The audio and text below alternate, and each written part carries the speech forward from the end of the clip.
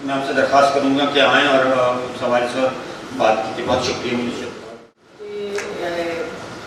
अंदाज़ा है कि मेरे जो साथी यहाँ पे बैठे हुए हैं, बहुत टाइम हो गया और बहुत देर है, लेकिन आज मैंने तकरीबन का शुक्रिया अदा करती हूँ कि उन्होंने मुझे मौका दिया यहाँ पर लेक्चर करने का। तो ये मेरा ख्याल में मेरी सदारत में उन्होंने रखा है, तो मुझे ज़्यादा डिटेल में बात करने की नहीं बनती।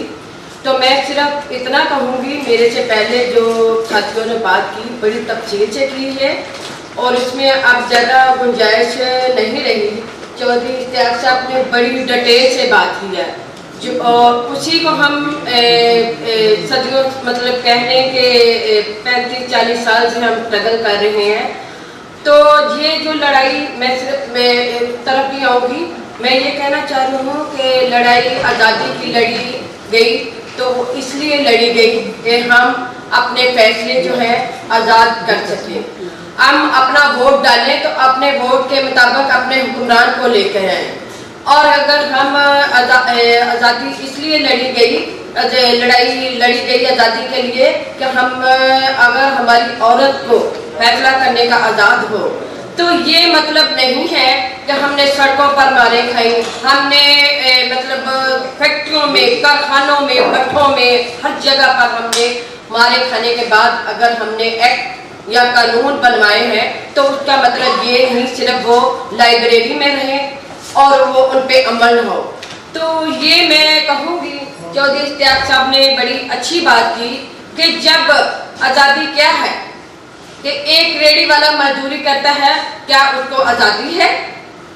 क्या जो फैक्ट्री में मेरी बहनें या मेरे भाई काम कर रहे हैं 24-24 घंटे, उनको उनकी मेहनत के मुताबिक उजरत मिल रही है, क्या वो आज़ादी है?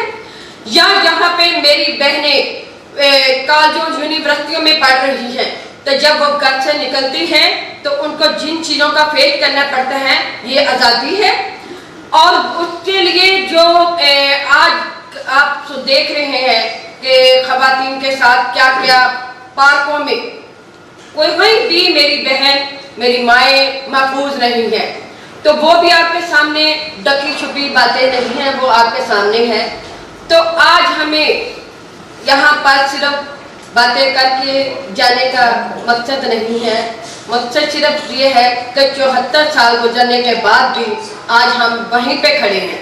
ये मेरी बहन ने कहा कि नहीं आज़ादी है, मैं ये उसकी बात को तस्लीम करती हूँ, लेकिन उसको भी हमें देखना चाहिए कि अगर आज़ादी है तो उसके लिए हमने मारे खाए। आप आज देखें अफगानिस्तान में क्या हो रहा है।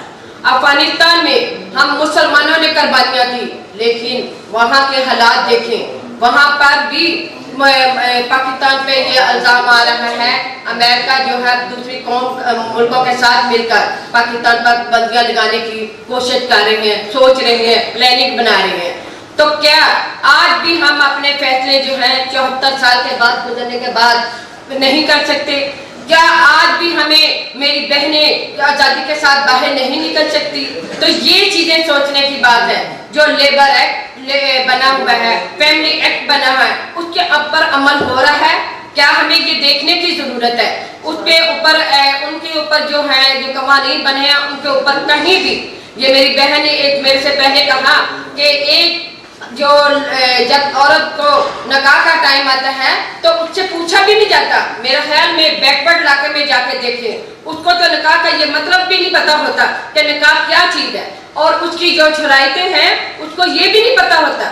तो इस तरह मेरी बहनों को जो बैकवर्ड इलाके में, अगर हमने शहर में रहते हुए थोड़ी बहुत हमें कानून का पता है, हम उस पर मतलब स्ट्रगल कर रहे हैं, जदोजहद कर रहे हैं, मेरे साथी भी बैठे हैं बहुत सीनियर है मेरे से, वो भी आपको बताएंगे।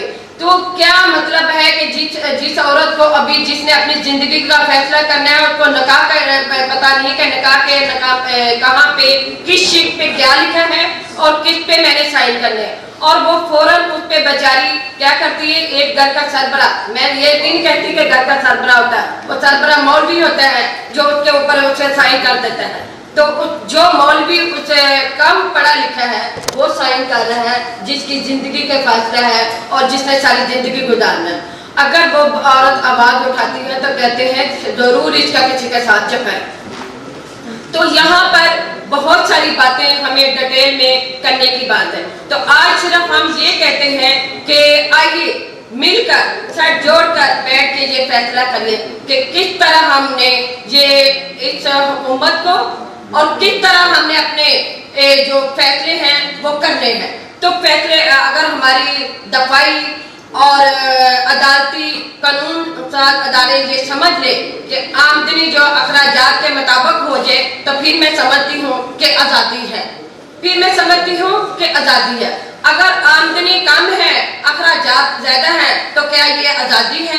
घर में आप देख रहे हैं कि अखबारों में आए दिन मेरी बहनें, मेरी माएँ, मेरे भाई जो हैं अपने बच्चे बेच रहे हैं।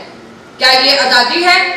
और वो जो मेहनत का मजदूर जो फैक्ट्री में काम करता है वो अपने बच्चे सड़क पे लेकर बैठा हुआ है कि कहता मेरे घर में चूल्हा नहीं जा रहा, लिहाजा मैं अपने बच्चे बेच रहा हूँ। तो क्या ये लड़ाई उस वक्त या आज इसलिए लड़ी गई थी कि मेरे बाओ जदाद ने जो कुर्बानियाँ दी थी इसलिए थे कि हम आज 74 साल गुजरने के बावजूद भी अपने बच्चे जो है बेचने के लिए तैयार हो गए हैं। हमारी बहनें जो है वो खुदकशियाँ करने पे तैयार हैं। हमारे भाई जो है जो फैक्ट्रियों पे बेरोजगार हैं, वो कारखानों में, फैक्ट्रियों में, अदारों में उनको नौकरियां नहीं मिल रही, वो खुदकशियाँ कर रहे हैं। तो इस तरह हमें ये आज आप अखबार भी पढ़ लें, आए दिन कोई ना कोई कहीं ना कहीं कोई ना कोई वाक़या हो रहा है। आप फैक्ट्री ये में देखें, भट्ठों पर देखें। मेरे भाई ने कहा, बहुत अच्छी उन्होंने बात कही कि अगर आज़ादी है तो 2 करोड़ बच्चा जो है वो स्कूलों से बाहर क्यों है? तो ये क्या हम इसको आज़ादी कहते हैं? मैं इसको हरगिज़ आज़ादी नहीं मानती। तो इसलिए आज हमें यहाँ पर फैसले करने के लिए जो हमारे हुक्मरान बैठे हुए हैं असेंबलियों में, वो अपने मफाद के लिए करते हैं। जो पैसा बनाते हैं उनके ऊपर टैक्स नहीं रहता, जो हम रोटी खाते हैं उसके ब्रेड के ऊपर टैक्स फौरन लग जाता है। तो वो जो बैंकों में कर्जा लेते हैं उनके ऊपर उनको कुछ नहीं लगता, उनके ऊपर टैक्स नहीं लगता, उनके ऊपर उनकी जो घर के माल। मेरे भाई जो हैं वो जो 24 घंटे काम करते हैं, सुबह से जाते हैं शाम को वापस आते हैं, तो उनको इतनी टेंशन होती है कि मेरे बिल, मेरे घर का पानी के बिल और जो उनके 10,000 या 12,000 उनको मिलता है ना, वो बिलों में चला जाता है। तो ये क्या इसको हम आज़ादी कहते हैं? इसको हम हरगिज़ आज़ादी नहीं कह सकते। तो इसलिए मैं ये समझती हूँ कि मैं अपनी बात को भी शायद करती हूँ और ये भी कहती हूँ कि ये आज 74 साल गुजरने के बाद अगर वो हुक्मरान हमारे डायमंड जुबली मनाने के लिए जा रहे हैं तो वो ये भी सोचें कि अवाम हमारी नीचे पिछड़ा हुआ तबका किस तरह की जिंदगी गुजार रहा है, वो मनाए। लेकिन हम ये कह रहे हैं कि गोल्डन जुबली मनाने से पहले वो ये मसावात और बराबरी के लाइन पर भी आए और मजदूरों को भी और बेरोजगारों को भी बराबर लेके हैं, तो फिर डायमंड जुबली जो है वो मनाए। बहुत बहुत शुक्रिया आपका।